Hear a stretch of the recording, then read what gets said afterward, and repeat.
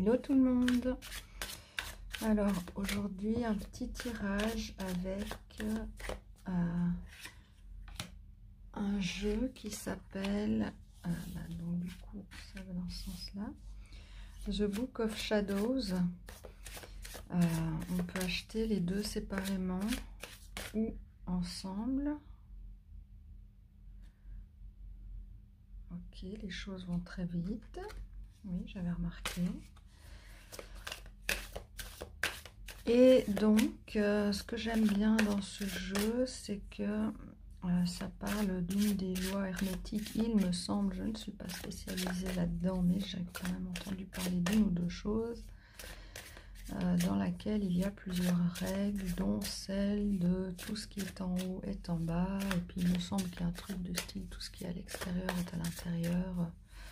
Voilà. Et là, on a donc As above et So below. Donc le vert là il est plus je trouve sur la vie terrestre, enfin la vie quotidienne, et celui-ci beaucoup plus mystique, etc. Donc je me suis dit ce serait intéressant de faire un tirage avec les deux pour voir ce que ça donne. Hop.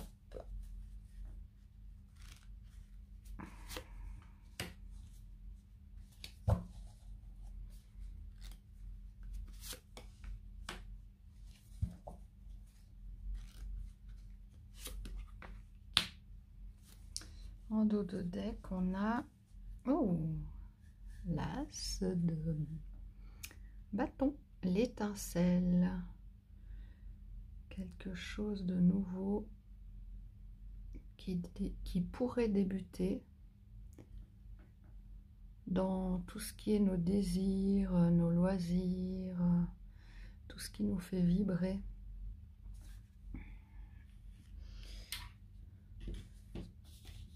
Et donc ce matin, il y en a qui vont trouver ça bizarre, mais dans mon café, j'aime bien regarder les images, la première image du matin. Alors je voyais un entonnoir, un sèche-cheveux et un cheval au galop. Ça me donne une sensation d'énergie comme ça assez forte. Le sèche-cheveux, la force avec laquelle il souffle le vent. L'entonnoir, quand on est en haut de l'entonnoir, la vitesse à laquelle on descend comme ça dans l'entonnoir, puis qu'on est un peu aspiré, on n'a plus le choix. Et puis le cheval au galop aussi. Et la carte qui s'est retournée tout à l'heure quand je brassais le 8 de bâton, c'est totalement cette énergie. Les choses qui vont hyper vite, qui vont parfois tellement vite qu'elles nous dépassent. Et c'était 8 de bâton, c'est aussi comme ça l'énergie, le feu. Et ça peut aussi vouloir dire des choses qui sont en route et on n'a plus le choix que de suivre le mouvement. Vous voyez, comme quand on fait feu puis qu'on tire, la balle elle est partie, on ne peut plus l'arrêter. Donc c'est aussi être très concentré sur sa cible, sur ses objectifs, c'est aller un peu droit au but. Ça peut aussi être recevoir des messages. Voilà, mais bon, donc là, on a quand même aussi de nouveau de l'énergie du feu, et puis quelque chose qui débute, une étincelle. La première carte, vous rigolez ou quoi? Elle est ressortie, la 8 de bâton, c'est incroyable. Bon, on est vraiment juste dans cette énergie-là. Alors, sur cette carte, normalement, dans les jeux traditionnels, c'est des bâtons comme ça qui sont en vol, qui ont été comme lancés. Et donc, on n'a pas du tout la même imagerie. Et vous voyez, je parlais de l'entonnoir tout à l'heure dans mon café. On a cette notion-là de... Il y a quelque chose qui descend vite, ou qui monte vite, mais... en fait, je trouve que dans l'entonnoir, le mouvement qui va vite, c'est la descente. Donc il y a quelque chose qui descend rapidement, une énergie rapide. Et puis quand j'essaie de me connecter avant le tirage, ça partait dans tous les sens. En fait, ce serait le 8 de bâton à l'envers. Ça veut dire une sorte de manque de coordination dans les messages.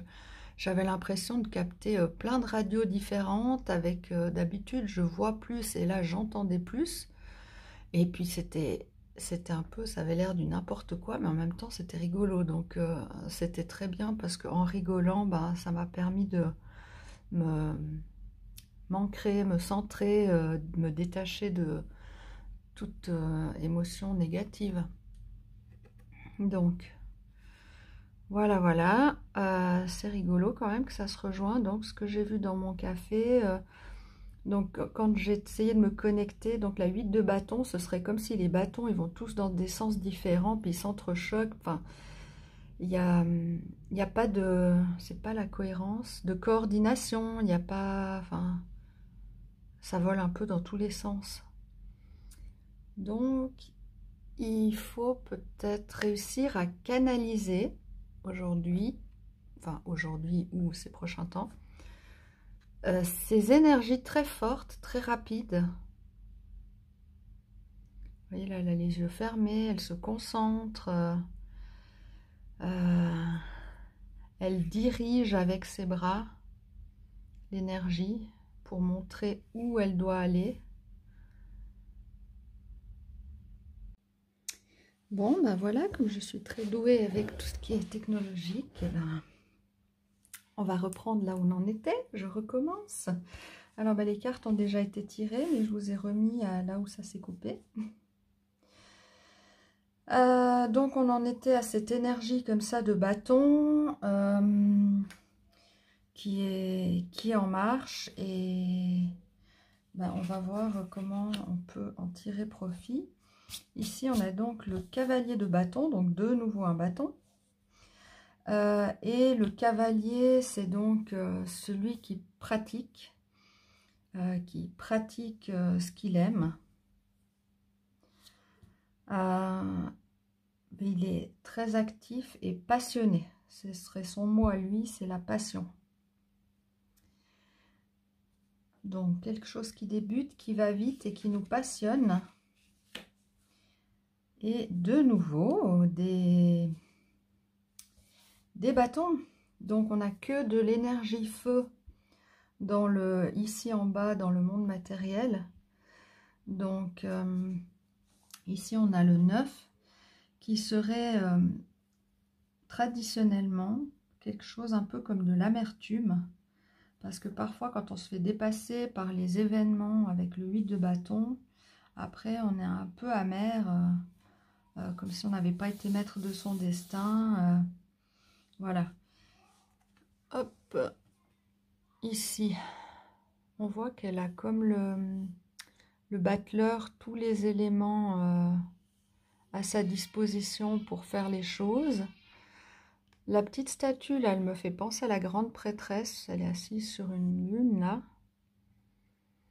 Donc, on a des éléments dont...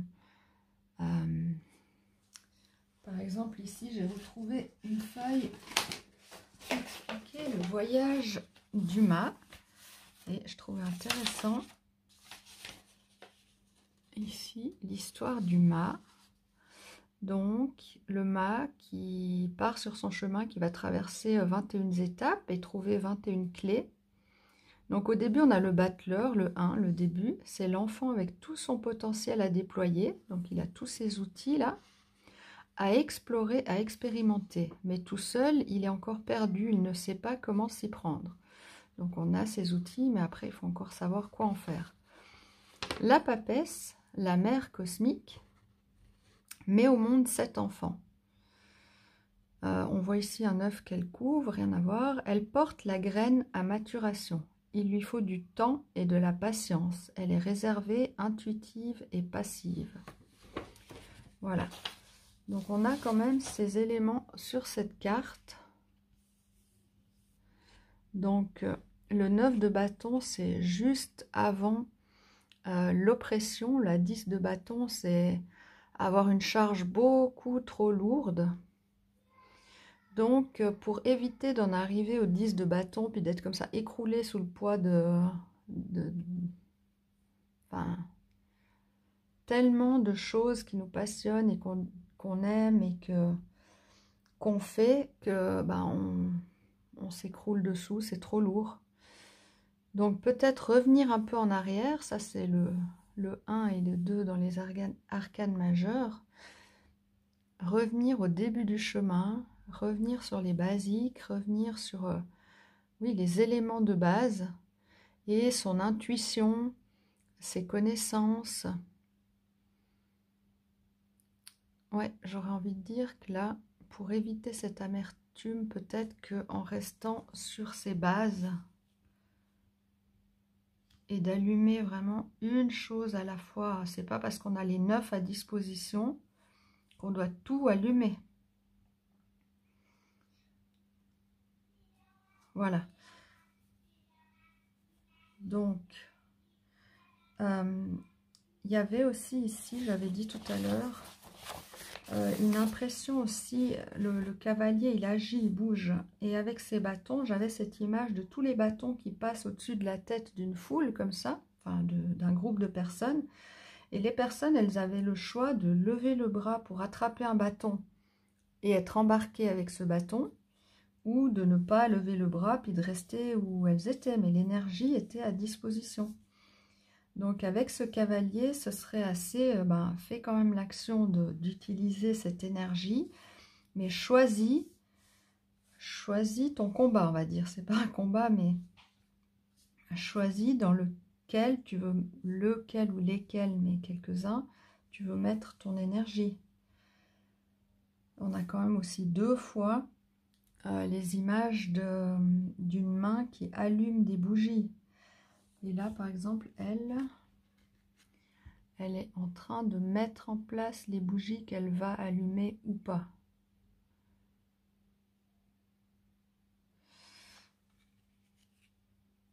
Donc voilà. Utilisons aussi notre intuition pour s'écouter, pour vraiment voir qu'est-ce qui est le mieux pour nous. Le seul danger qu'il y aurait, ce serait vraiment de se laisser emporter et puis de ne plus maîtriser, puis que ça aille dans tous les sens et que ce soit contre-productif en fait. Ensuite, pour le monde d'en haut, on a eu ici la force, avec le petit lapin blanc au lieu du lion sous la robe. Donc là, on a réussi à réconcilier des parts de nous, une part plus animale et plus humaine, enfin 2 parts de nous qui sont équilibrées, réconciliées, et qui nous permettent de mieux utiliser, de mieux fonctionner en fait, et de développer une grande force, une grande stabilité. Donc peut-être si on a un côté de nous qui nous submerge là, comme cette image du feu qui pourrait prendre trop de... enfin, que le feu devienne trop grand comme ça, qui se mettent à... Vous voyez, quand on souffle dessus, là, avec mon feu sur le feu, puis je vois la forêt qui s'embrase, là, s'il y a du vent, c'est encore pire. Donc pour pas que ce feu là nous dévaste, je sais pas comment dire, si on a un côté de nous comme ça qui nous emmène vers quelque chose qu'on contrôle pas puis qui est mauvais pour nous. Je sais pas si on est en public puis qu'on se met à avoir des attaques de panique, ou si enfin, c'est très terre à terre ça comme exemple, mais voilà, ou si on est très colérique et puis que ça nous emporte comme ça, des angoisses, des colères, des émotions. Après, on a aussi bien évidemment les pulsions. Là, on parle beaucoup avec le côté animal, mais aussi des pulsions sexuelles. Qu'est-ce qu'on aurait encore qui peut comme ça nous emporter? Bon, les pensées qui s'emballent aussi. Enfin, quelque chose comme ça à l'intérieur de nous avec lequel on pourrait... Enfin, là, je vois l'image de quelqu'un qui est à genoux devant un animal puis qui essaye de l'apprivoiser tout gentiment, mais que l'animal, il pourrait filer comme ça en une fraction de seconde.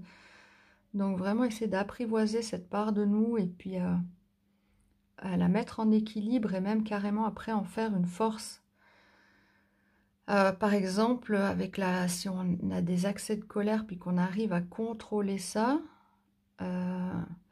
au lieu de partir dans comme la destruction, puis qu'on arrive à canaliser, ça peut être utile pour de la protection, par exemple. Voilà, que le résultat de cette colère ne soit pas négatif, mais positif si c'est canalisé. Voilà. La première carte, on a l'impératrice. Donc, je trouvais qu'elle me foutait un peu les jetons. C'est une ambiance particulière, avec ce lapin blanc albinos, là, mis en lumière au premier plan. Et puis cette impératrice dans un costume, on dirait un fauteuil, mais en même temps, on dirait qu'il a des cornes comme celui de l'empereur.